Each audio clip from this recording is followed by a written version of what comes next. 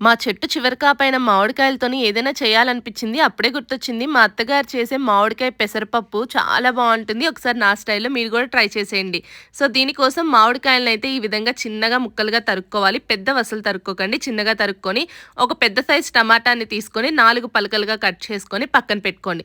తర్వాత ఒక 5, 6 పచ్చిమిరపకాయల్ని కూడా సన్న చీలికలుగా తరుక్కొని పక్కన పెట్టుకోండి. తర్వాత ఒక కప్పు వరకు పెసరపప్పుని తీసుకొని 2, 3 సార్లు వాష్ చేసుకొని పక్కన పెట్టుకోండి.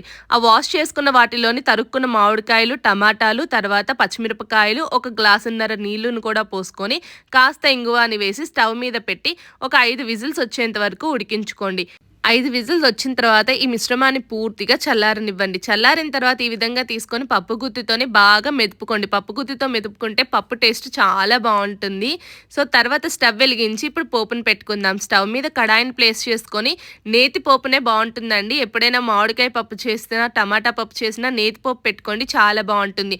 నేతి పోపు కోసం ఒక స్పూన్ వరకు మినపప్పు, ఒక స్పూన్ జీలకర్ర, అర టీ స్పూన్ ఆవాలు, ఒక 2 ఎండుమిరపకాయల్ని విరిచి వేసుకొని కాస్త ఇంగువాని కూడా వేసి గుప్పెడు కరివేపాకును వేసి దోరగా వేపుకోవాలి.